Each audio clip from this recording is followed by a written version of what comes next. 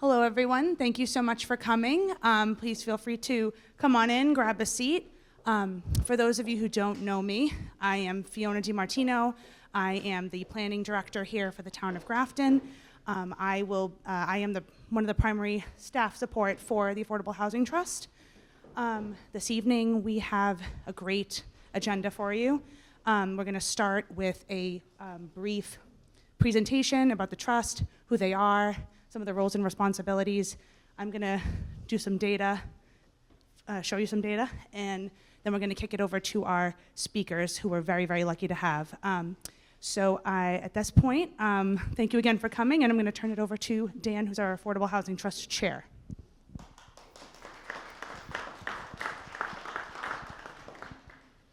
Hi, everybody. I'm Dan Kusher. I'm the chair of the Affordable Housing Trust in Grafton. And I'm going to talk a little bit about the Affordable Housing Trust. So who are we? So a municipal affordable housing trust is something that is set up in state law that towns can adopt and create their own affordable housing trust. We are 7 members. We're appointed by the Grafton Select Board. One of us is a member of the Grafton Select Board. We have our own counsel, our own attorney who specializes in this area of law, who can advise us on things. We oversee the Affordable Housing Trust Fund, which is a separate pot of money that is dedicated to affordable housing. We recently updated our goals at our goals workshop earlier this year that I believe can be found on the website. We have some other documents on the website as well. We have things like an affordable housing plan, housing action plan. Most recently, aside from the goals, we updated our housing production plan in 2023. And those all have lots of great information about kind of the state of housing in town and plans for how to improve the affordability of housing. So what can affordable housing trusts do? Nice long list there. I won't read the whole thing off to you. Just some interesting ones I want to highlight. We can solicit and accept grants. We can buy and sell properties. We can enter into legal agreements. We can issue RFPs for projects and act as a project partner, and more. There's a lot of things that the state law that sets up affordable housing trusts allows them to do. So what have we been doing? Again, another long list of things. There are things that we kind of continually do, like trying to get more information out about affordable housing, doing workshops like this one. This is, I think, kind of the biggest, most sophisticated kind of workshop we've done, and we're hoping to do more of them. We work on some projects to increase affordable housing in town, working with developers in some cases, and yeah. So how can you get involved? One really big thing that we can always use a lot more of is that top one, use your voice and be supportive of affordable housing in town. There's kind of a sense that your voice doesn't really matter. In local government, your voice is a lot louder, so people will hear you. So speak up. Especially going to meetings in town. Town meeting, for those of you who are newer to this stuff, the phrase town meeting refers to the big one, the big 2 that we have each year, where every registered voter in town can vote. That's a great opportunity to come and make your voice heard. And there are occasionally items on our town meeting agenda that affect affordable housing in town. And attending events like this, educating yourself beyond just this event, Um, and there's also plenty of opportunities to get involved on a board or committee in town. So if you have any questions about that, there's of course the question and answer part at the end, or come see one of us, and we'd love to share more ways you can get involved. And of course, we are also a resource for housing resources. There are lots of resources available in our area that for people who are struggling with affording housing, and the Affordable Housing Trust people occasionally reach out and we can direct them to other resources. Our website has a bunch of links that people can access and get more information that way. So I will now, oh, that's fancy. Now hand back over to. You know how fancy we are, Dan. Okay, so thank you, Dan, for the intro. So I'm going to take this time to overview why affordable housing is such a critical need in the town of Grafton. Affordable housing trusts were initially established as a response to state, local, and regional needs for housing. Trusts are tasked, as Dan has stated previously, tasked with creating, preserving, and supporting local housing opportunities to achieve this goal. Oh, sorry. So this slide is the HUD income limits, which establish the affordability thresholds based on your household size. So you can see here that the median family income for the Worcester area is $122,000 roughly, quite high. So all of the subsequent household sizes and their associated affordability thresholds are based on that median family income. And they're organized between extremely low, very low, and low. Extremely low is if you're is 30% of the median family income. So if you're a household of 4, your affordability threshold is about roughly $37,000. So this is the table that is used for us at the town when we're analyzing affordable needs, as well as when we're hiring consultants to do things like our housing production plans and what developers and other affordable housing providers base their incomes on, and their lotteries and their associated marketing plans. So this is a very, very important tool. It's updated every year and is produced by HUD. So this is the benchmark that we use. So, and most importantly, it establishes who qualifies for affordable housing. So again, summarized here at extremely low, low, and low income for a average household size of 4 is what we use to present here. So we wanted to just take the opportunity to kind of show you all the folks who have typical jobs that fall within these income ranges. So you can see that it spans the gamut, right? A lot more people than you realize qualify for affordable housing. Oftentimes people are working multiple jobs to try and make this work, and there's just simply not enough supply.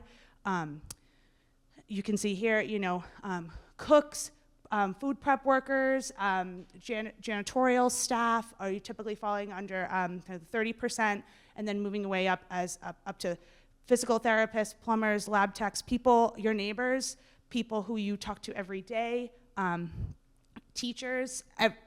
Really, so many people qualify, and it's really important. We would love to underscore the point that the need for affordable housing is so critical at this time.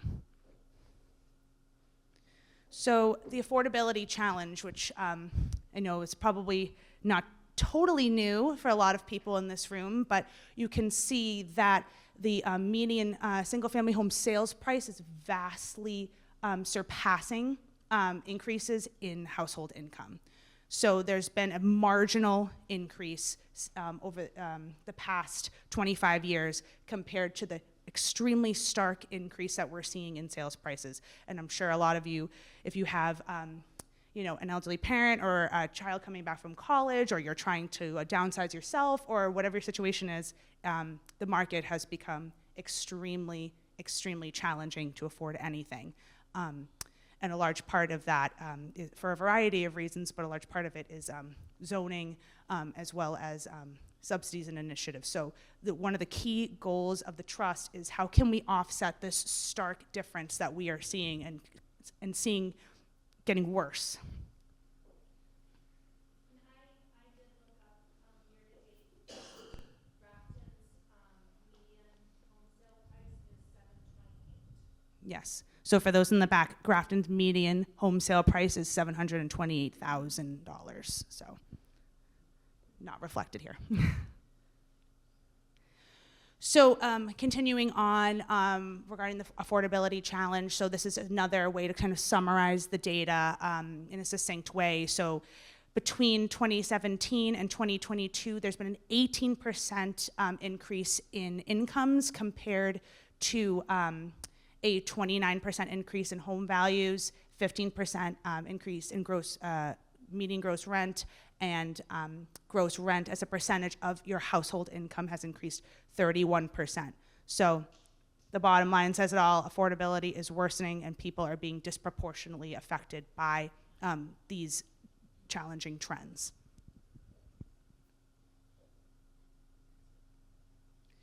So this slide is in the same vein of kind of what I was speaking to earlier. People in town need housing. The supply, the demand is vastly surpassing the supply.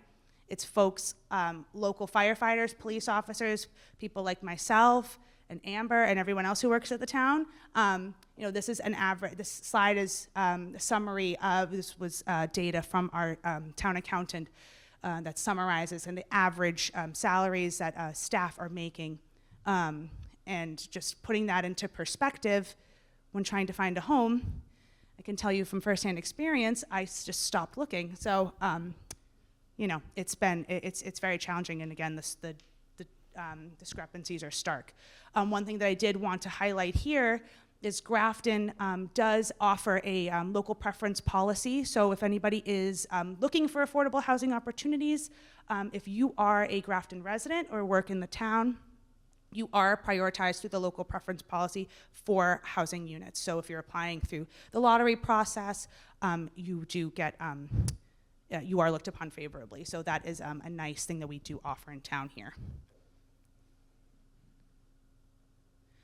So I just wanted to, I'm a planner, so maps. So I wanted to just highlight this map. So it's symbolized in the following way.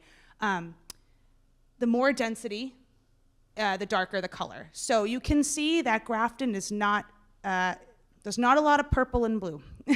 The dispersion of units per acre in town, it's not reflective of the needs as we've seen. Most of the town has 4 or less units per acre on average across lot boundaries. So this was a map that was prepared by one of our planning board members using MassGIS data and Grafton Assessor's data to highlight really we have a lot of work to do. And we can be significantly improving. Obviously, our core nodes, the center of town and along kind of our key corridors, 140 and 122, we are seeing a little bit more attention, but I think we can be significantly improving. I mean, a lot of this is in part due to not having some available infrastructure, which we understand, but really, there is a lot of work that we need to do as a town. So, and that's why the trust is here to help with that. So this slide is summarizing some statistics from our subsidized housing inventory. So for those folks who don't know, the SHI, Subsidized Housing Inventory, is a compiled listing of affordable units that is maintained by the Executive Office of Housing and Livable Communities. They track and add and update units to the SHI as they become available. So there's certain thresholds that qualify units for being eligible for inclusion on the SHI. One thing that I did want to note before kind of delving into the numbers here is if a developer develops a rental project in town and they have inclusionary zoning or a certain percentage of the rental units in particular are affordable, the entire count, so if a developer is proposing a 100-unit development and 25% affordability, there's only 25 units that are affordable, but all 100 are counted toward the SHI. So it's actually not really reflective of how many affordable units are available in town. So with that being said, there's 723 units on the SHI as of the most current data. That is out of the roughly 7,700 year-round housing units that we have in town, bringing us to 9.3%. So Grafton has been kind of skirting back and forth above and slightly below 10% for a few years now as we're kind of continuing to develop units and build out the inventory. But you can see here only 489 of the 723 units are actually affordable, which is not really where we need to be in order to be providing actual opportunities for folks. Additionally, 275 of these units are not completed, so they're in the pipeline.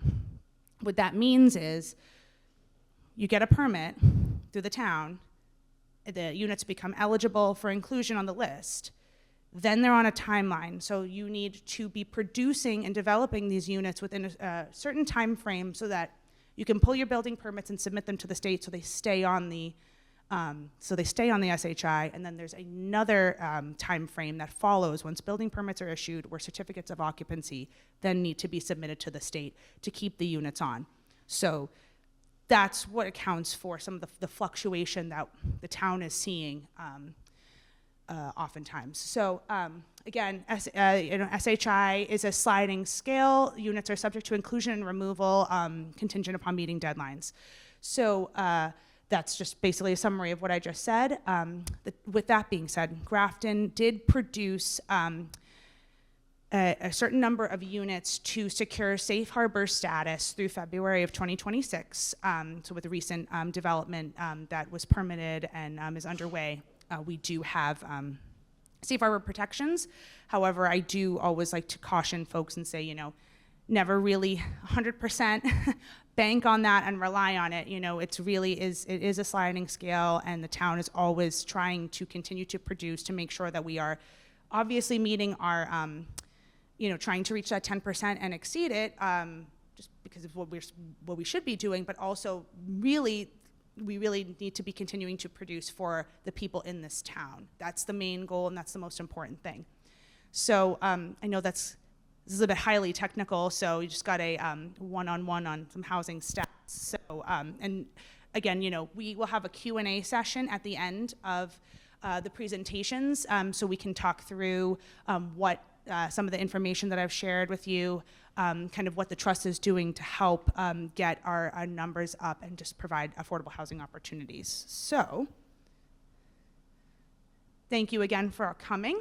And at this time, I'm going to turn it over to MHP. So we do have two amazing speakers with us this evening who have so graciously come out here to present. So our first speaker is Shelley Goring. So Shelley is a senior program manager on MHP's community assistance team. She supports cities and towns across the state that already have an affordable housing trust or are looking to establish one, helping to build their effectiveness in creating and preserving affordable housing. And I also will introduce Ellen as well, because I believe they'll be presenting together. So Ellen Maria is the research manager at MHP Center for Housing Data, where she contributes to original analysis, helps develop and maintain the center's public data sites, and oversees management of projects and resources to improve housing policy at all levels of Massachusetts government. She lives in Southborough, where she serves on the town's Affordable Housing Trust Fund and Community Preservation Committee. So I will turn it over to them. Thank you all.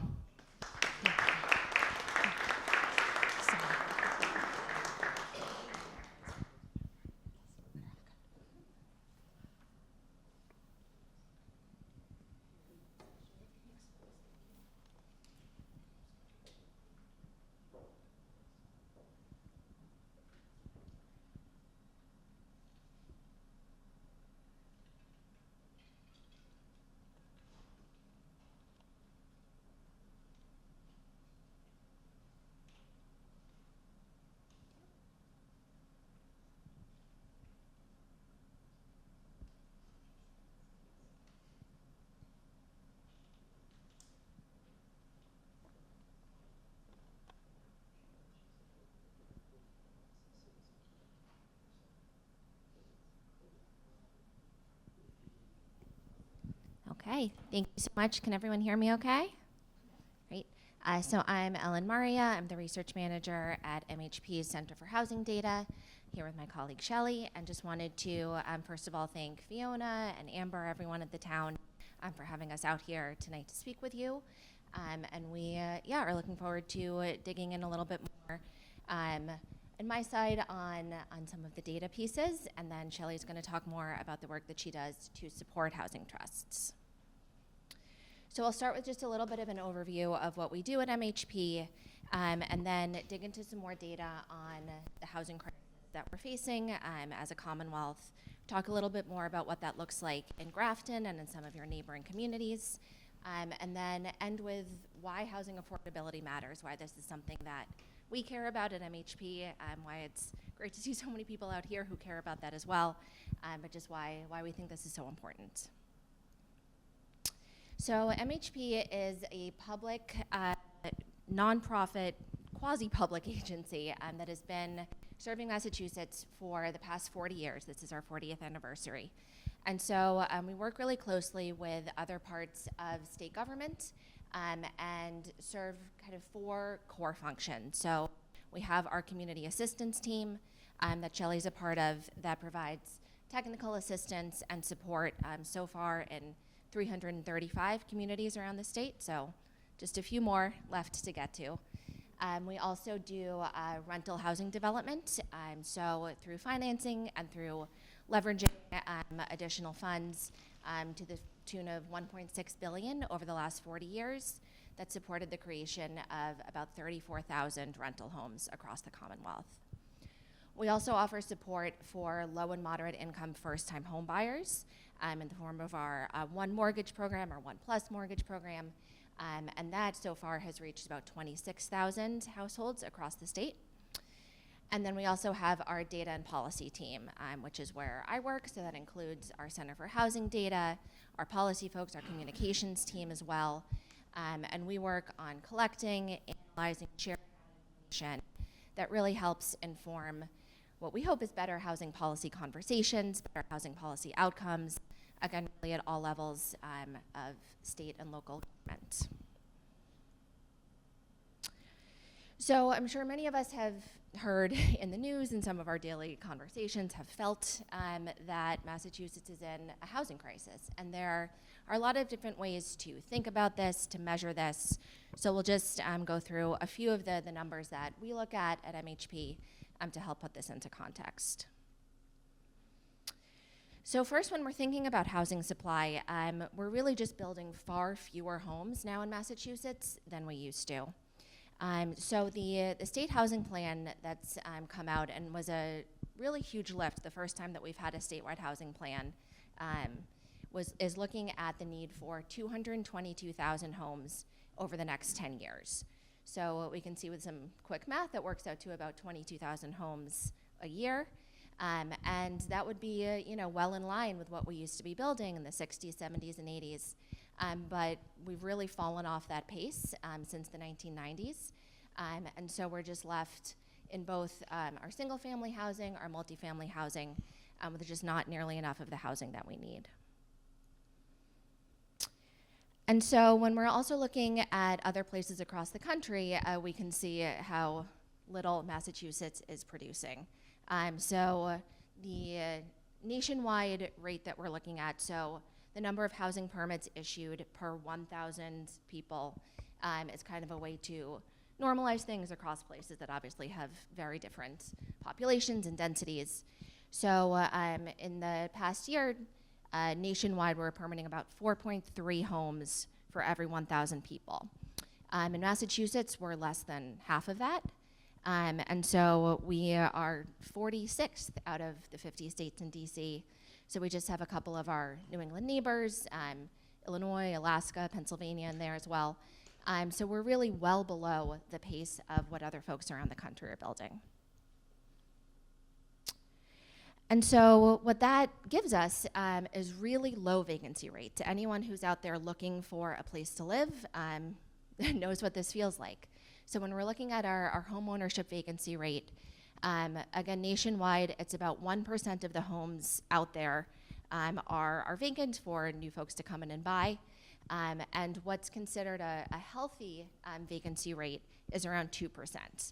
So that's kind of what gives people the ability to move in and out, to follow the jobs that they want. That's kind of what we're looking for at a nationwide level. We're about half that for the country right now, and half that in Massachusetts. So it's a really tight market, just one of many ways to look at that. And when we look at the rental side, it's a really similar story. Again, we're seeing the same sort of market tightness for folks who are out there looking for a new apartment to rent. Our rate in Massachusetts, 3.2% rental vacancy rate, again, well below both the US vacancy rate and the 6% that's considered a healthy rate. So this is really limiting people's choices, their ability to move where they want to, and is having a really difficult effect on prices. So we also wanted to kind of zoom back in a bit from the state view to where we are here. So looking at Worcester County, so we can see that there's a lot of variation in the different counties across the state. So this is now looking at over the past 5 years. And so, you know, what they're building in Nantucket and in Dukes is probably also not what we're looking for in terms of affordable housing. And so what we can see is that over the last 5 years, our overall permitting rate, 2.3, a little bit higher than what we're at right now at 2, and Worcester County is really right about at that pace. So we've got some of these outliers up there, and then Worcester County is kind of right in the middle. And then when we get down to the municipal level, our Center for Housing Data team is always really interested in looking at this because the permit data that we have is honestly pretty bad. And so we don't really have a centralized way in the state of gathering this data. Everything goes to the Census Bureau with various levels of completeness from every community that's submitting this. So we always like to take a look at this and test it out if this resonates with people. So we spend a lot of time working with planners, planning boards, folks in different communities to help them pull together some of this data.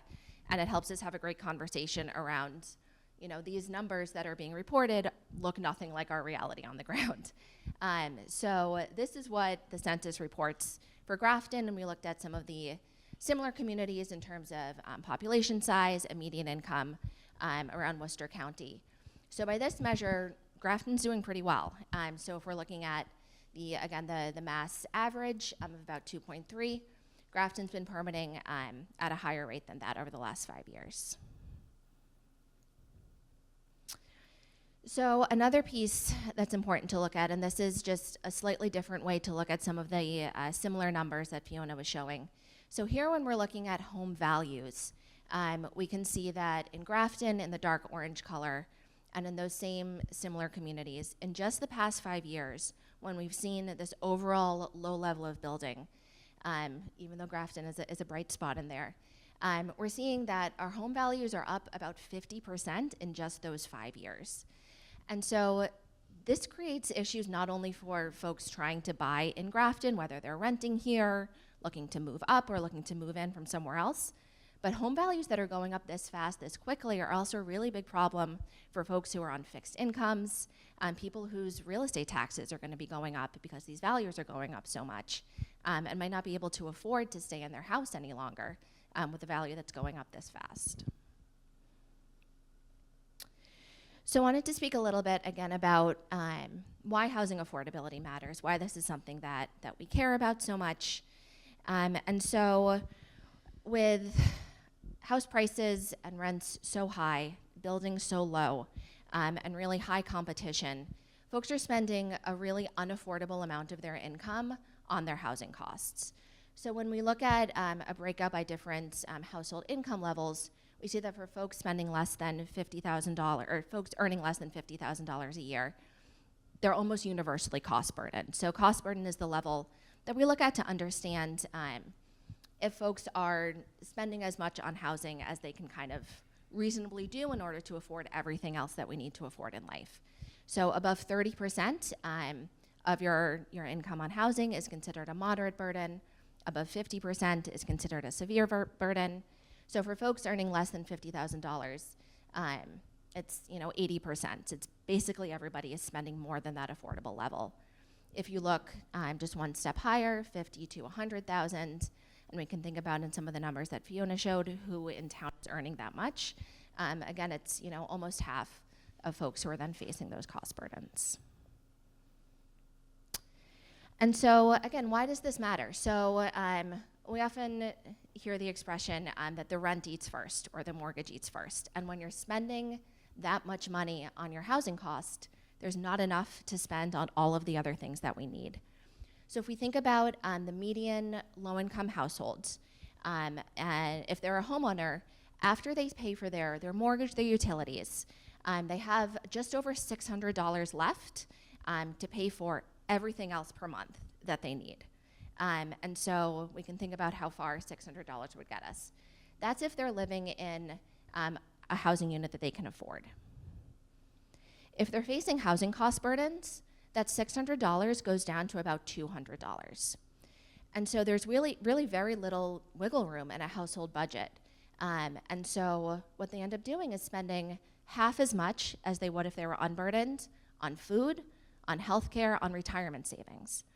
And if we're thinking about our current climate as well and the loss of the safety net, this puts folks in a really challenging position. And so this is why we care so much about housing affordability, that the housing piece is crucial for households that are thriving, for communities that are thriving, but this is really what households need to be able to survive. So with that note, I'm going to turn it over to Shelley, who's going to be talking a little bit more about the work that our team does to support housing trusts, and we'll have more time at the end for any questions. So thank you.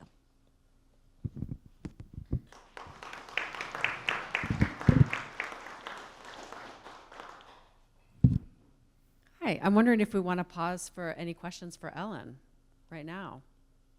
Or no? No, I thought that was a great presentation, Ellen.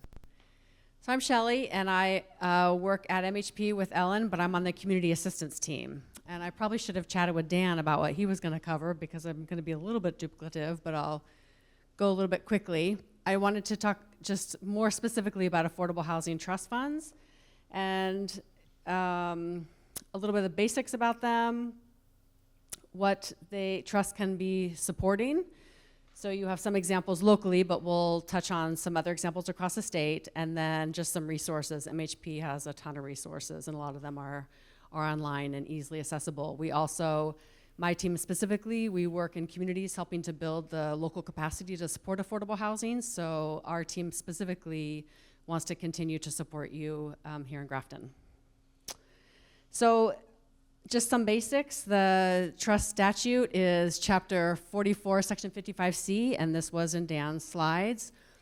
It's created by your local legislative body, so it's just a majority vote. For those who maybe are not as familiar, it's led by the Board of Trustees, which Dan and his colleagues are a part of, and they're appointed by the Select Board, as he mentioned. Because it's a public entity like your other boards, it is subject to public procurement, designer selection, conflict of interest, and public meeting laws, just like all of your other municipal boards. Because it is a municipal, it's a part of the municipality.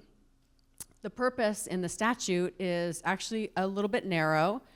It's to provide for the creation and preservation of affordable housing in municipalities for the benefit of low and moderate income households. So it's not every income or mixed income, it's low and moderate income. And for the funding of community housing as defined in accordance with the Community Preservation Act.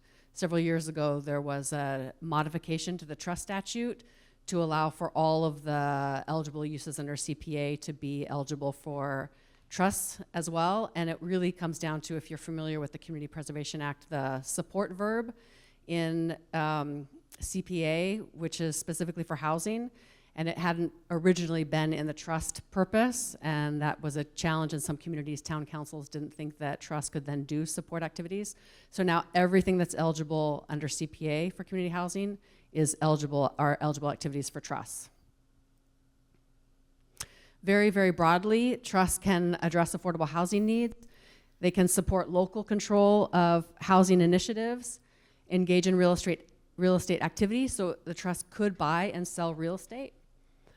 They can make timely decisions, so unlike the Community Preservation Committee, which makes recommendations for spending, and then that is reviewed by the select board and then goes before town meeting, the trust does not have to go to town meeting, so that's part of the benefit is the trust can potentially be more nimble and respond more quickly for opportunities in the market, or if a developer is trying to go to the state for state and federal resources for a development, then the trust can move a little bit more quickly than having to go through town meeting schedule. And then the trust as a municipal board can be collecting funding from a variety of sources, including donations. The trustees, the statute is very short. The trust statute is very short, and it's not overly prescriptive. It just says a minimum of 5 members. It must include the chief executive officer. So in a town with select board, that's 1 select board member. It's appointed by the select board in a town, 2-year terms, and then that the trustees are public agents like your other boards. And the note is to read your bylaw because your bylaw is more specific, so you have 7 members and it might have more guidance about who should sit on the board, a little bit more, there might be a little bit more there than what's in the state statute. And then the board powers, which Dan touched on, there are 16 that are allowed in the statute, the state statute. Again, you want to read your bylaw because in some cases a community might modify a power or even add to the powers, which the statute does allow. And then one thing that we are seeing in more recent years, that communities are getting a bit more creative about how they're funding their affordable housing trust funds.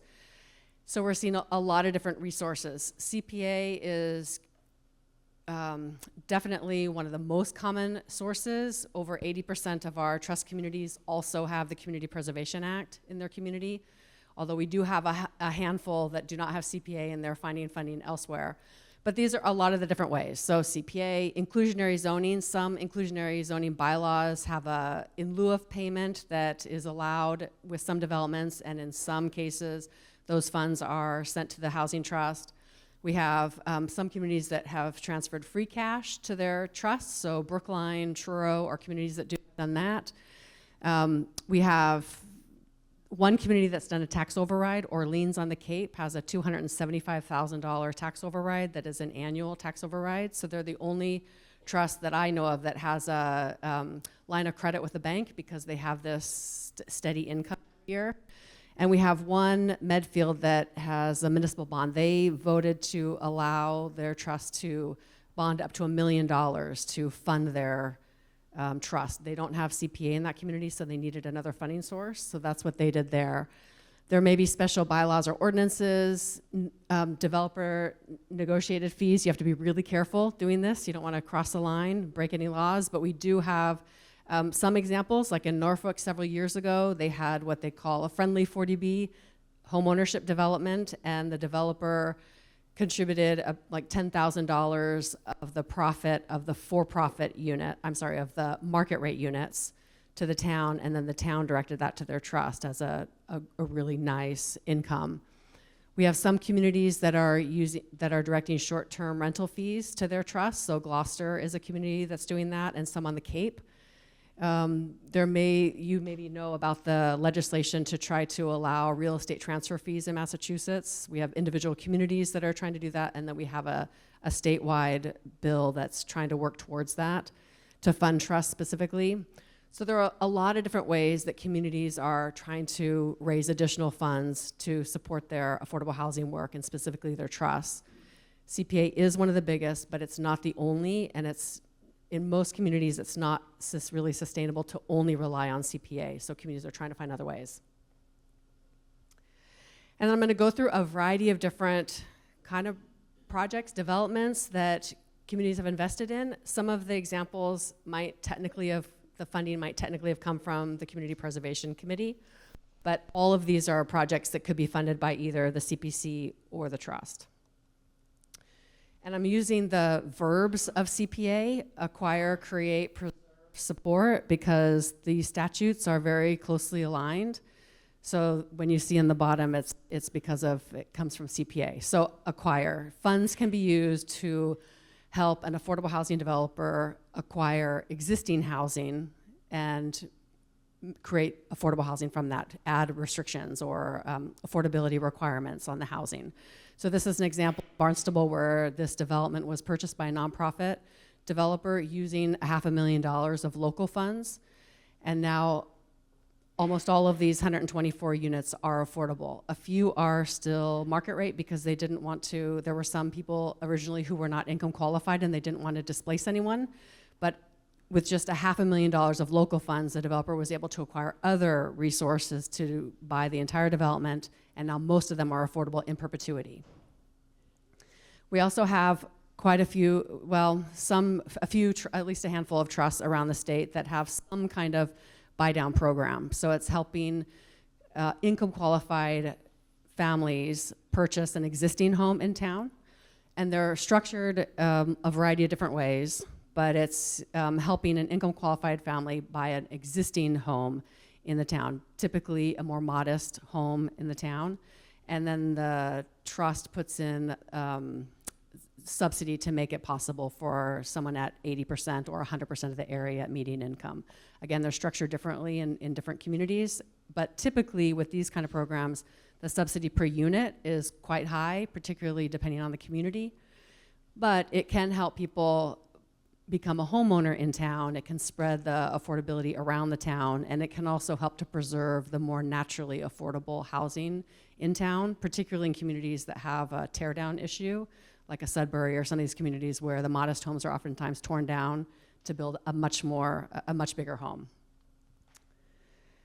And then we're seeing more and more of trusts engaged in helping to support the creation of new affordable housing around the state. And sometimes this is even the community transferring land to the trust. Not always, but sometimes. So these are a few examples of trusts that have helped support development. In Beverly, this development is 77 units of rental housing. A nonprofit developer created this. It just came online it was in 2 phases, and part of it just came online this year. This area was zoned, for those of you who are into kind of zoning, it was zoned a 40R district, which is a special designation with the state to encourage multifamily development that includes some affordability. And the state actually then pays the community money per unit that actually is permitted, and then, that it was zoned for, and then when the units are actually built, the town gets additional funds, or the city gets additional funds. So there's an added incentive for the city to work with this developer to rezone this area 40R, and now they have 77 new units of affordable housing. In Brewster, this was housing authority land that was considered surplus, and the town actively supported it and helped to apply for a MassWorks grant funding to do some infrastructure work, so road access to the development as well as connecting the site to sewer. But it was really the town that worked closely with the housing authority to bring these additional resources to make it feasible. And then in Hudson, this was a site of had been a police station, and then the town had voted it surplus and actually transferred it to their trust, and the trust released the request for proposals. A nonprofit developer, Metro West Collaborative, responded and was chosen. And this just came online earlier this year, and I was able to tour it. It's very beautiful. 40 units of rental housing, and I guess I skipped over, but you can see the local contributions. So in Hudson, it was $650,000 plus the land. And it's those contributions that then the developer is able to take to the state and show local interest and local support, which the state looks for in funding developments. And then the state allocated millions of dollars of low-income housing tax credits and other resources so that the developer could build this. In Brewster, you see it's $550,000, and then Beverly, it was $1.4 million. In Beverly, that's the trust and the CPC contribution to the development. And then we also see redevelopment of buildings across the state. And sometimes there's a historic component with these, and sometimes they're not. In Middleborough, this was a smaller project. It had been a shoe factory, and a couple nonprofits were able to partner and redevelop it into 25 units of rental housing. The local contribution is really small, $25,000. The community at the time was a brand new CPA community. They didn't have that many resources, but the state still saw that as meaningful because they gave what they were able to at the time, and the nonprofit team was still able to put together the resources to build that out. Williamstown was with a for-profit developer, and it had been I think it had been a mill, and they redeveloped it into 42 units of rental housing with a small local contribution. And then the two bottom developments are schools. We see a lot of schools being redeveloped into housing, sometimes market rate, sometimes affordable. These two are affordable. And what you can see in the Auburn photo, but not so much in the Swampscott, is that both of these, actually, the developer had to add an addition to it to bring in enough, have it, the project be large enough for them to really access the resources that they needed to make it financially feasible. But they were able to maintain the school and to renovate it to make it beautiful and add housing in the community. And you likely know that sometimes redeveloping an existing building can be less controversial when you're adding units, bringing a building online that's underutilized. So it can be a really nice way to build housing and also just to address a building that's underutilized or being used for something else, needs to be used for something else. Yes? So these are actually, the developments that I'm showing you are actually all affordable, 100% affordable developments. So all the ones that I'm showing you are actually 100% affordable.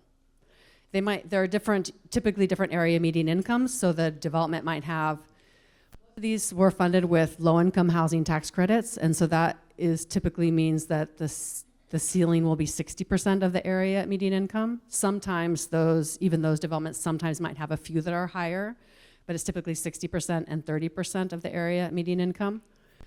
And then you can see that these two schools developments are age restricted. So I didn't double check, but they're probably age 62 and above because they would have low income housing tax credits. Yeah. Any other questions? I'm happy to pause. So when we talk about preserving affordable housing, it's under CPA as well as with trust. It's oftentimes preserving the affordability, the long-term affordability of developments. We do have developments where you might hear the term expiring use, where the affordability is set to expire. So with some financing tools, they only require 15 years affordability or 20 or 25, maybe 30. They're not all in perpetuity. So one thing that trust can be engaged in is helping to pay attention to the affordable units that you have in town and any restrictions that might be expiring. In Amherst, this is an example where they have this large development. 41 of the units are affordable, but it only had the financing only required a 15-year restriction. And the community was concerned about losing these 41 units. The owner at the time did not want to extend the affordability. They reached out to MHP, and one of my colleagues worked with them, and they decided to reach out to a whole different developer who has a lot of experience in Chapter 40B and affordable housing and multifamily housing, Beacon Communities. And Beacon reached out to the previous owner and negotiated to purchase the development. And what the community did is they decided to bond $1.25 million of CPA funds. So a trust wouldn't be able to bond. The CPA was, but the trust can be actively engaged in this and working with the CPA and the community to make sure that these units are preserved. So Beacon purchased the development, they bonded $1.25 million, and now they have these 41 units that are affordable in perpetuity, owned by a developer who's committed to mixed income, to affordable housing, 40B, and has a lot of experience in the space. Another way that we can look at preserving is housing that is at risk of not being livable. So it's not just renovation, it's a higher bar. But this is an example where in Gloucester, the housing authority had a building where one of the units was already not livable, and they had others that were at risk of not being livable because of a leaking roof. So they coupled CPA funds, a small amount of CPA funds, with the supplemental state modernization formula funding, and then they were able to replace the roof to preserve the units long-term so that they were all livable. And then under support, the idea of support, which is really a CPA concept, the kinds of things that have been seen as eligible under support are, one, pre-development. So if the community has some municipal land that you're interested in considering for affordable housing, there could be, either with CPA funds or with trust resources, they could fund some pre-development work and feasibility work to determine whether the municipal site is a good space for affordable housing.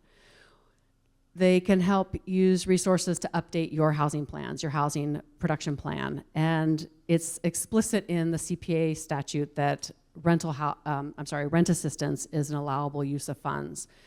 And during the pandemic, it was really multiple housing trusts that actually initiated emergency rent assistance, using this as under the idea of supporting affordable housing. So that was actually really, really nice to see in many communities. We have a lot of different resources online, and some of these are the websites that Ellen helps to update, Datatown, and then we have our housing toolbox. We have some trainings coming up in December that I just put up there in case you're interested. They're virtual at noon on different topics that are particular to trusts and CPAs. And we are always wanting to be a resource for communities when you're trying to do more affordable housing work, when you're trying to build your capacity locally. So we would welcome you to reach out at any time, any of you. So that's.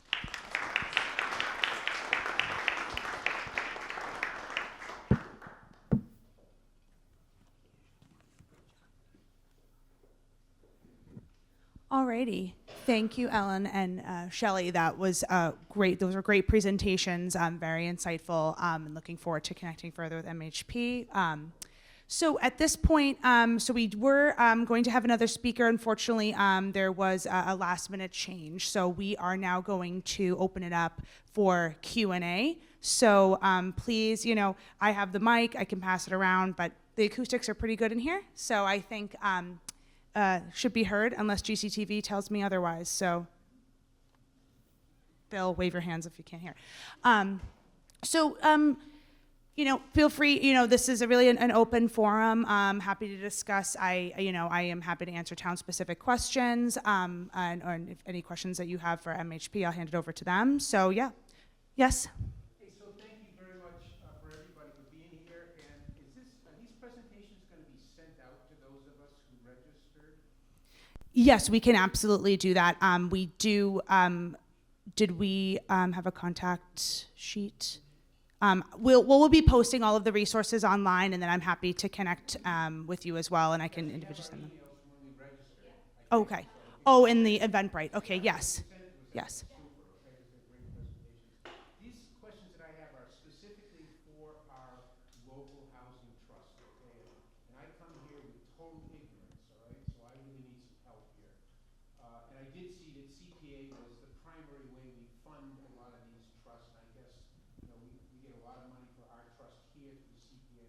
I'm curious to know what other funding mechanisms we have for the local Grafton Housing Trust, okay? How much money is currently in that trust, okay?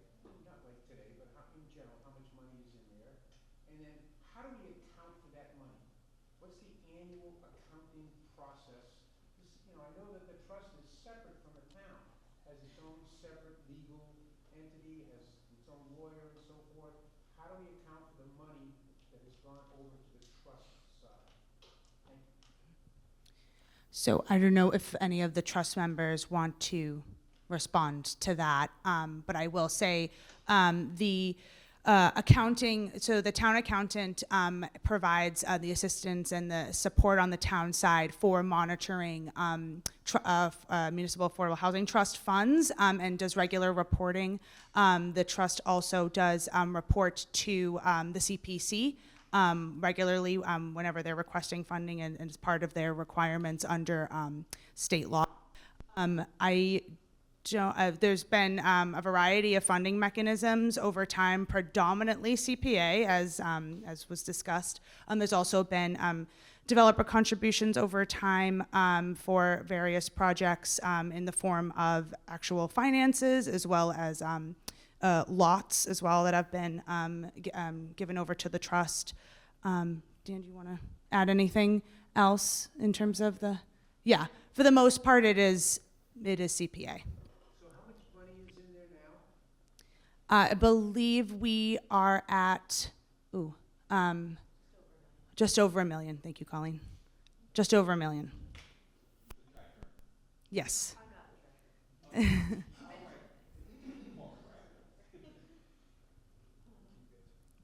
so I missed that. So there's just over $1 million.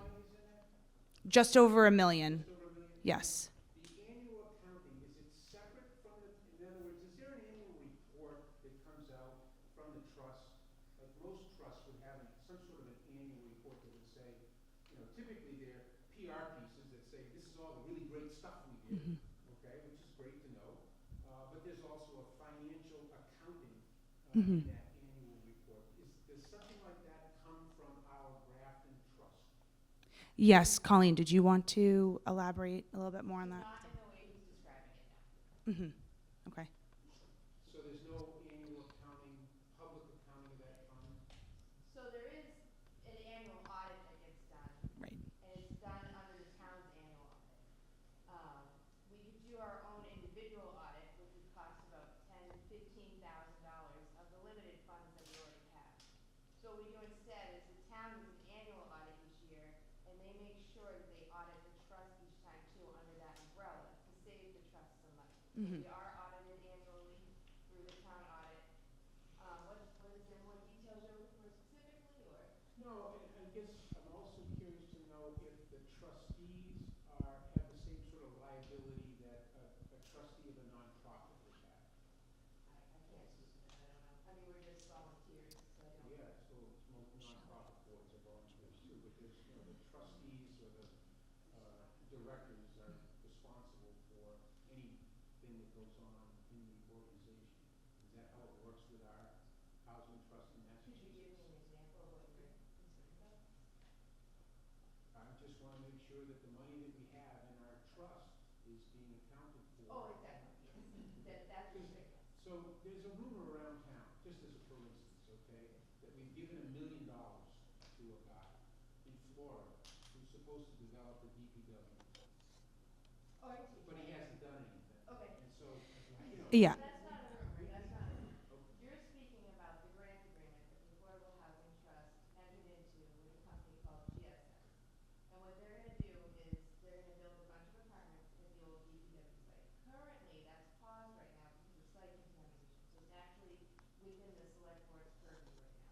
But the trust did enter into a grant agreement, so it's not a rumor, that really did happen. And there've been grant payments made out over that time, all of which were available online, I can direct you to them, every single payment and what they all went to. All accounted for, all available online. And what that grant agreement does is when those units come online, it brought the affordable numbers up to 25%. So the Affordable Housing Trust said, hey, if you can make 25% affordable units, we'll give you some money to get you there. And then that way, all those units, like they said in the beginning, go towards our FHI, right? So that's the, getting higher money affordable units, but also getting higher numbers for our FHI was why we did. Okay, so we haven't given this guy $1 million yet. No, I just said we did, yeah, we have. We've actually given him $1 million. We, through several, I think it's about 20, I can't remember off the top of my What's head. he done? Nothing. So he's done a lot of upfront site work. I've never built a building before, so I know that there's a lot of soft costs that go into it, that those are the things like plans and all that stuff, finding out that there's, site remediation, that all costs money, and they are also splitting the cost 50%. So our $1 million, they've also spent $1 million of their own getting to the point of where they are now. How many affordable units will that project give the town? In that particular project, I think it's 30. 122 will count. But how many of those? Will be only 25% will actually be affordable, but 122 will ultimately end up on the SHI. Yeah. Right. Thank you. Other questions? Yes. Just got a question for the speakers, and what concerns me, and it's just a practical thing, it's a common sense, but when you have a zoning changes that happened a year and a half ago that increased the cost to build a house by $60,000 to $80,000, is there anybody in the state that is coordinating affordability with what is happening on the zoning side? What do you mean about zoning that increased the The cost? building codes changes that happened, that happened a year and a half last summer. They're estimated to increase the cost to build a single-family home by $60,000 to $80,000. And again, it's community initiative, and I'm not against that either, but somebody's got to be talking between the two sides. The stretch code. Maybe we, yes. Yeah. Maybe we put this in over 5 years because we have a price issue, and is anybody in government discussing these two things together as opposed to you guys working on one side and the people on the other side of government changing code?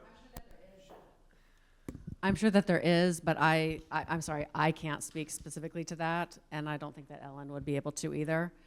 So I'm sorry, I can't specifically address that. We talk about costs all the time, and because these costs are also put on affordable housing, and we need subsidies just to make it. Yeah, so it's not just for market rate. I mean, it impacts all development, so it does get talked about, and the competition for subsidy, and like, it's always on the table. The labor costs and all of that, what's happening with tariffs, like it's very much a part of the conversation, but I can't speak specifically to you with the stretch code specifically, sorry. Bill? So, over the last 20 years or so, I've been involved in approving a couple hundred, maybe almost 300, there's 200 some odd affordable units. Almost all of them are ownership units. And one thing I've learned is that we have these lotteries to identify who can purchase these units. So people being qualified, the 80% AMI, things along those lines, and then they apply to these lotteries and then they get selected. My understanding is that, generally speaking, only 1 out of 3 people selected in a lottery actually are able to make a purchase. In other words, they start by making the 80% AMI, but they can't actually put together the down payment, they can't put together the financing, things along those lines. And I've heard that from a few different people who are involved in the lotteries and in the selection of the people who are able to buy these houses that we're permitting and getting built. So what that means is 2/3 of the people who actually could be buying these units can't, for various reasons. Often it's down payments and things like that. So my question to the speakers is this something that maybe the Affordable Housing Trust could be helping with in some way? We've explored trying to have the developers actually kick back some funds to the buyers to help with this. Or is there anything else that can be done? Like I said, it's great that we're building the housing, it's great that we've got these people buying the housing, but still, there's 2/3 of the people who stepped up to the plate who can't buy it. And they're kind of left on the sideline. So just wondering if anything can address that. So a couple things. One, we would always make sure that people know about the most affordable mortgage products in the state. And so MHP has what we believe is the most affordable, which is the One Mortgage Program. So it has a lower down payment and it has a low interest rate, fixed interest rate, and then there's some additional subsidy for households earning less than 80%. So that's one, is just to make sure that folks are aware of the most affordable mortgages in the state. The second thing is down payment assistance. And it's a little bit tricky because of the way that the trust statute is written. That the purpose is to create and preserve affordable housing for low and moderate income households. And down payment assistance usually isn't enough to also get an affordability restriction. So it's not really creating affordable housing. It's just making housing more, like home ownership, more accessible. And some people see that as acquiring, which would require a restriction, a longer term restriction. So it's a little bit tricky, but we do have communities that are, because it's. A longer term restriction on something that's already restricted in perpetuity? Well, so if the units are already restricted in perpetuity, then that's not a problem. But a lot of down payment assistance is helping people access market rate homes. Everything I was saying was. Affordable? Was affordable. Okay. So we've done a couple hundred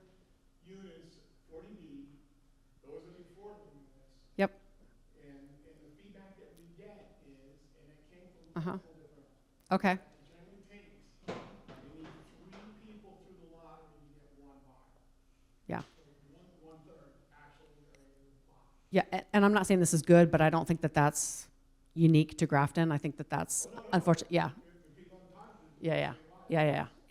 So the community could have a down payment assistance program to help people, and it could be down payment and closing costs program to help folks access them. They could do that. And there are multiple around the state in cities and in towns. And I think that Westboro is trying to roll out one, so one of your neighbors, and it's their trust that's initiating it. So it is a possibility, yes. You're saying CPA funds probably would be used for that. Is that the caveat there?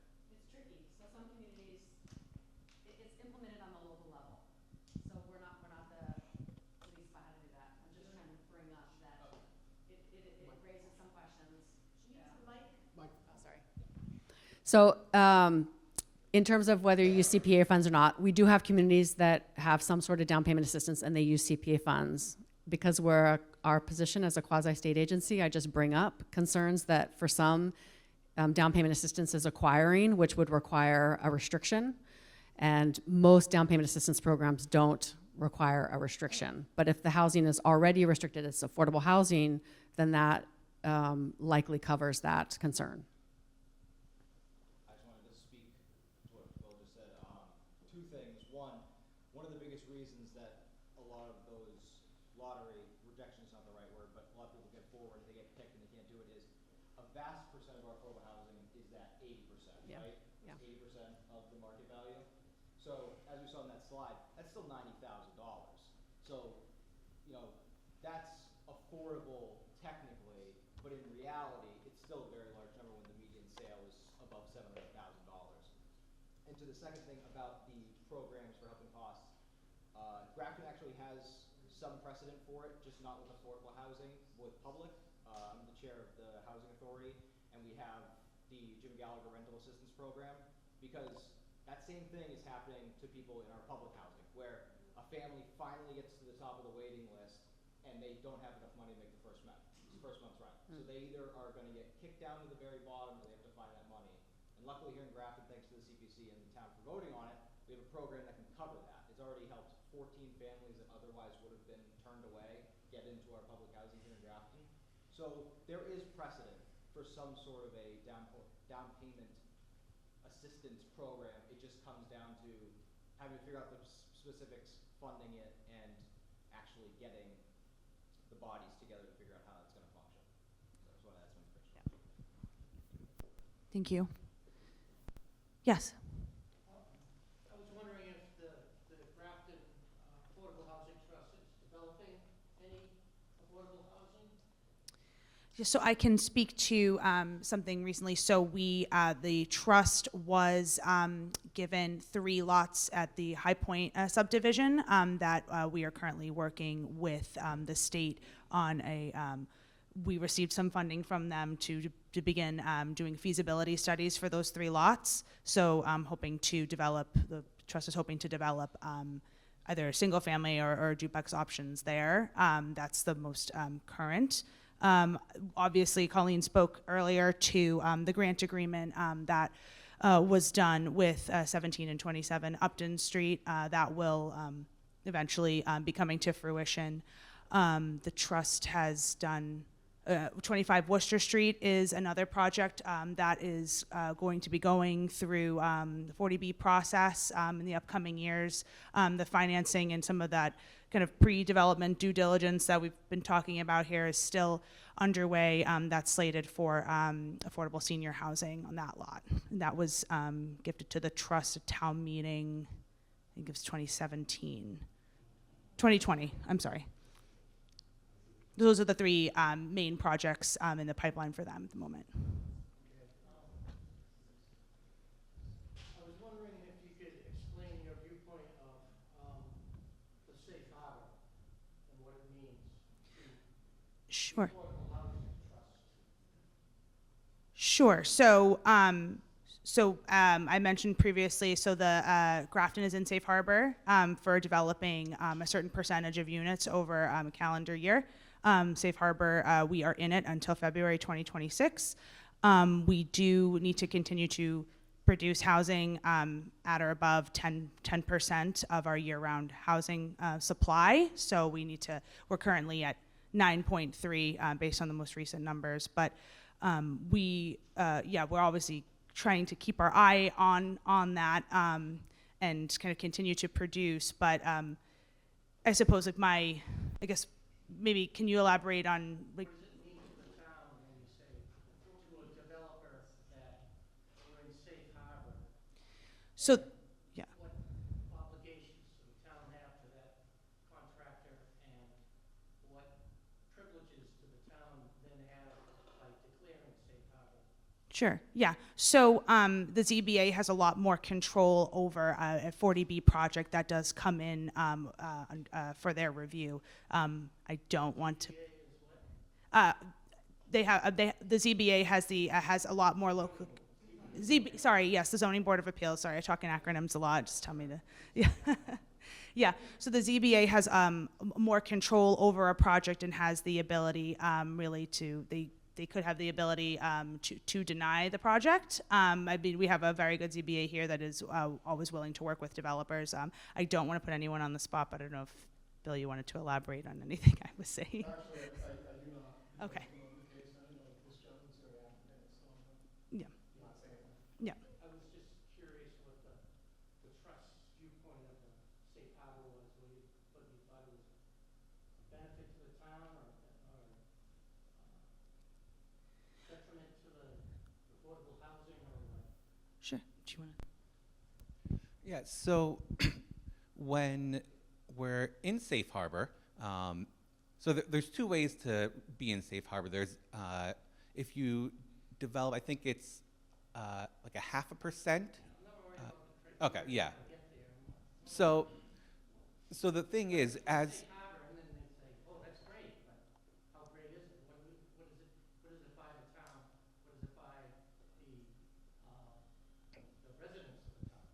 So the big thing is that it gives the zoning board the ability to turn down 40B projects, which is also kind of secondary to that is leverage. So the town can then use that to take a 40B project that is not ideal but could be good and make some requests of the developer and have them make some adjustments and then approve that adjusted version. So it gives a lot more control back to the ZBA.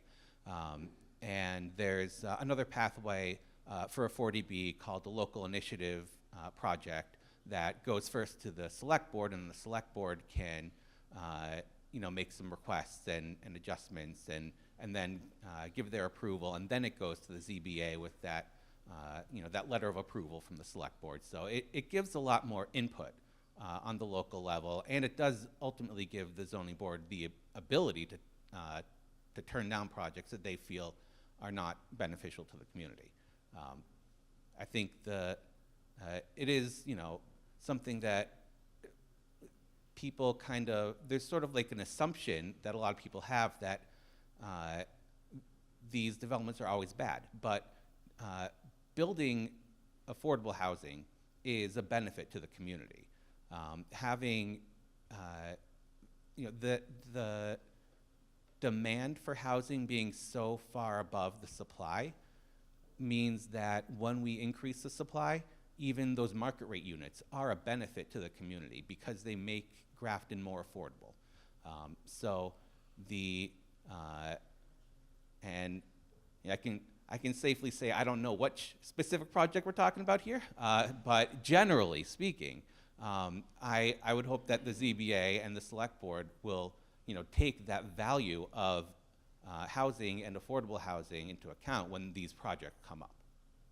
Well, in general, my objection to a particular project is that it seems to be, it's being proposed to be built in violation of the zoning bylaws, and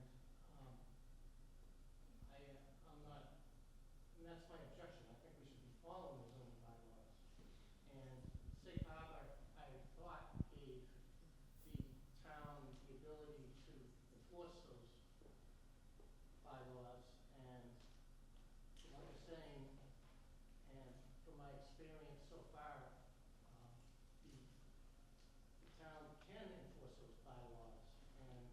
struggling with some of the details that are being worked out. Is- So I said I wasn't gonna say anything, but I'm gonna say what I've said in open meeting, and I feel like I need to because we both said something that was correct, but not complete. So when we're in safe harbor, the ZBA can deny a project regardless of local needs. Local needs, basically, if you don't have 10% of the housing, the state says one of your local needs is affordable housing, so you can't deny it. But if we're in safe harbor, then we can deny regardless of local needs. But more importantly, the other thing the ZBA can do, and they can do this either in safe harbor or not, is condition a permit. So we can issue a permit with conditions.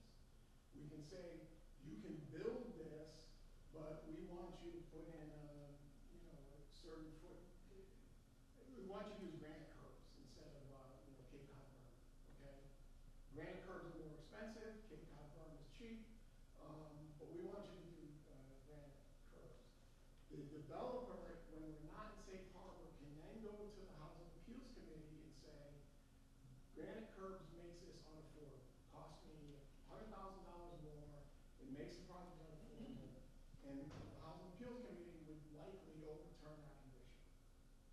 If we're in safe harbor, the developer loses that ability to go to hack on the basis of cost. So we can say, put in your granite curbs, he says it's gonna cost me $100,000, too bad. Because we don't have the local need problem, we're in safe harbor, so you have to do it. So that's the biggest difference. Okay, there's only Board of Appeals in Grafton has never denied a 40B.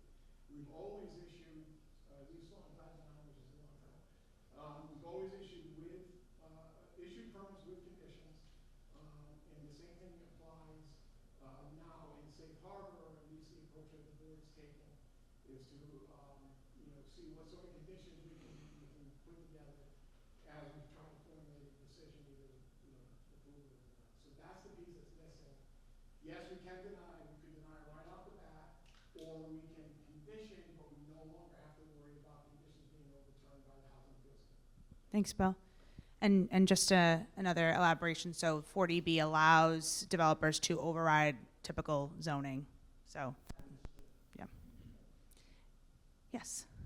Change the subject. Wondering if the proposed Mass Ready Act, how that's going to impact, I mean, it's a housing, there's a big portion of it about housing. Does that have any impact or help kind of the housing trust? The Mass Ready Act. Mm-hmm. It's a bonding bill that is really centered on priority housing put forth by the governor and has a lot of money in it, and there's a lot of other things in it, but I'm just curious how that potentially could, benefit the trust, or is it the money is separate or whatever. It also has a lot of permitting things in it, Mm-hmm. which is actually, things about streamlining permitting, that's a whole different thing, but I'm just wondering, I mean, it's in the Yeah. legislature right now. It has a ton of implications on a lot of Yes. things, and especially on, obviously, it's a bill that centers around priority housing. All right. I can only speak to the bond bill that was already passed last summer, so I haven't read through this. Next one coming up. Yeah, so I'm sorry, I haven't read through it yet. Lots Yeah. of stuff in there. What I can say is that we're doing more work around ADUs, so I don't know if that's some accessory dwelling units. So I don't know if that's something that's talked about in town. And there will be a ADU incentive program that MHP is going to be managing that will come out, so it will help support the development of that. But that stems from last year's bill, so I'm sorry, I haven't read through this one. Can't speak specifically. I was just trying to see if I could find some more information. No, but I'll look it up and I will send it to Fiona. Is there anything in particular that you found in the Mass Ready Act So, that you'd like to discuss? I'm on the Conservation Commission. I'm sorry, can she give him the microphone? Sure. Sorry, I mean, I'm one, a civil engineer, so it has impacts on what I do as a profession, but I'm also on the Conservation Commission. Within the bond bill, there's a lot of implications to permitting and the process of getting housing approved, which, you know, more quickly, streamlined, single stop sort of thing. So it's like, and it's fairly early, but there's a lot of changes and there's a lot of power behind it. So I'm just curious if you're kind of following it at all. And I am. I haven't dived into it too much. I looked at it and then got overwhelmed and backed out. oh, it is. I will admit. But yes, I think we'll need to be paying closer attention to it. I believe it's, my understanding is going to be similar to a kind of permit process for. Well, that's one of the big questions. And but it's also a lot of money, and I'm just wondering if there's anything. Yeah, okay. Yeah. Admittedly, I definitely need to be brushing up on it more. I mean, I know a little bit, but. We'll chat with our colleagues a little bit and get some feedback that she can distribute. Thank you. That's a great question. Other questions? Yes. I understand if you're putting money towards a project where units get reduced in value into perpetuity. But you're talking about single-family homes, you're talking about buying down payments for specific transactions. What happens to those? What happens, is there any recourse in the future? Or are you just buying it down one time versus doing something into perpetuity? Sorry, could you just repeat that question one more time? So if you, say you're building affordable units, those are gonna be affordable forever, right? They're supposed to be. But if you're helping someone buy a single-family home, or in the case we were talking about earlier, you're helping somebody put a down payment on a home, what happens to that money? Is that just is there recourse to get that money back if they move a year later? How does that work? So, when it's affordable homeownership? With affordable homeownership, there would be a restriction on the unit so that it would be affordable for the next, so it would have to be sold to an income qualified person as well. So you don't get the funds back as much as the unit remains affordable. We now use deed restrictions that survive foreclosure, it's forever. The idea is forever. Yeah, but I mean, to your point that we need to be monitoring those units. So there needs to, when you have units that are homeownership, you want to make sure that there's an entity, and if the community is contributing funds, you want to make sure that the town is also paying attention to make sure that when they are put up for sale, that it's done correctly, that it's sold correctly, and it would be in the deed. And I don't know, with 40B developments where they're much larger, that's really different. When it's individual homes, then you just want to make sure that there's an entity that's paying attention, that's named in the deed, that's helping to make sure that when they're sold, that it's sold to an income qualified buyer. Yeah, so that's separate, and that's a decision if the community wants to have a program like that and wants to support a program. So if it's down payment assistance, that money oftentimes comes back.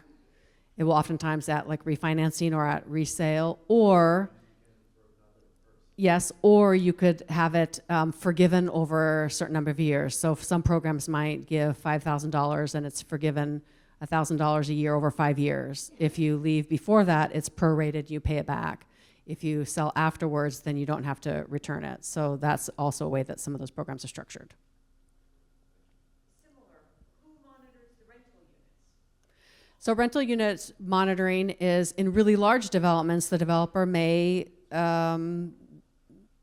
it's done differently. In some communities, the town is involved in monitoring. In some communities, there's a regional housing service office. We have a few of those in the state where it's an office that provides those kind of monitoring services for a town, and the town pays for it. With large developments, there's some monitoring that happens by the developer, and MHP finances affordable housing, rental housing, and we have an entity that also does some monitoring. But if the town is contributing resources, you want to make sure that you're paying attention and that you're doing a degree of monitoring as well, and that there's reporting back to the town, because you want to make sure that your interests are looked after. So with affordable housing, there's oftentimes a lot of eyes on the project, but if the town's contributing money, you just want to make sure that you're also somehow, and it's different in every community, but that you're getting report back, that you're doing your due diligence and your monitoring to make sure that your interests are being followed. So this is really for the Affordable Housing Trust. Who's gonna monitor Upton Street? When that How is that when the GSX development goes through? So I am, so typically, as Shelley mentioned, so Grafton does not have staff capacity to monitor these units. What typically will happen is the monitoring agent will be designated in the regulatory agreement and as well as in the deed paperwork. It's typically EUHLC or Mass Housing or one of these entities that they will report to us, and usually, you know, we work with them as needed on the town side. For Upton Street, I believe it's EUHLC is going to be handling the monitoring. Reports will come to you, Fiona, as the town planner. Yes, they will coordinate with me, but I am not doing any direct monitoring of, you know, vetting incomes and who qualifies and whatnot. So, thank you. Any other questions? Yes. So quite often when I drive around town, I see like modest homes, or maybe like older homes from the early 1900s or even 1800s, and they need some work, right? But they're on the market for a really low price, and then so in my mind I think, oh, this would be a great house to start out, like, you know, a starter home for low income.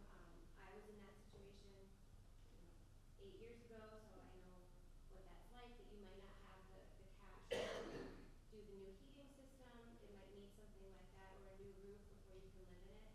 So I was just wondering if our trust was had their eye on buying any like smaller homes like that, or maybe homes that needed work but then they could sell at cost or something to a family that might want to live there. That's a great question. Dan, did you want to? Oh, sorry. I just wanted to clarify though, because quite often what happens is I see that same house come back on the market 6 months later, shiny and new with granite countertops and all this, and then it's no longer affordable. So my point is like, can we somehow acquire that? Maybe not do all the fancy stuff, but like get it up to speed so that it's a comfortable, nice home for someone.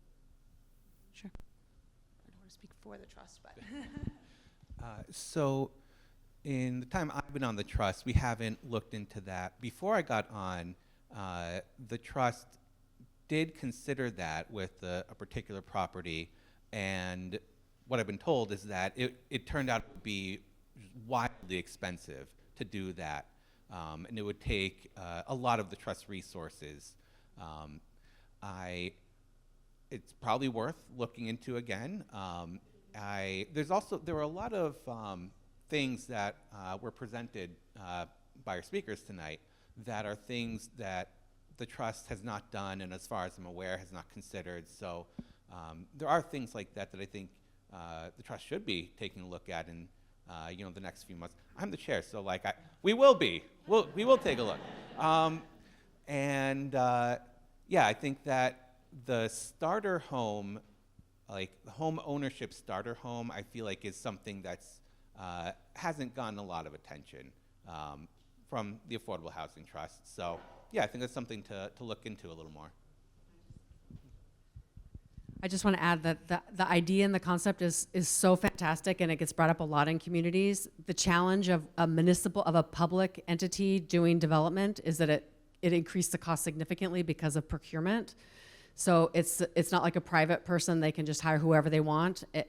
With the trust, it's more complicated. So the idea is great, and it sounds like such a great niche, but it can be really complicated for a public board. Also, it's a volunteer board, so it's not like it's not staffed in the same way. Fiona's amazing, but is not going to be able to manage that. So I just want to put that out there to support them in the analysis that it can just be. At the end of the day, it can be a great idea that's really hard to implement.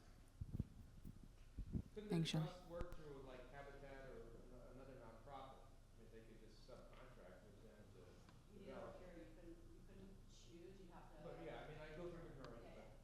That's what we're Yes. doing with 25 Worcester. Oh, okay. It's a nonprofit that we're partnering.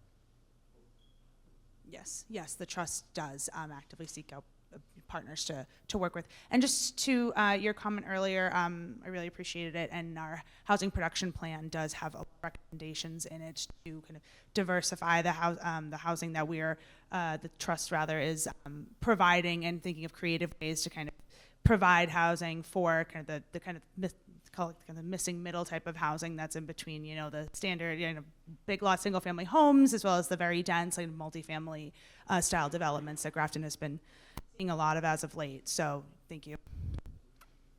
Any other questions? These are good ones. My goodness.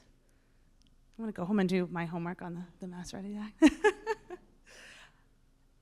Alrighty. Awesome. Well, thank you all so very much for coming. Really appreciate it. Thank you to the trust for doing all the work in assembling this, and to Amber for all of her hard work. You're the best.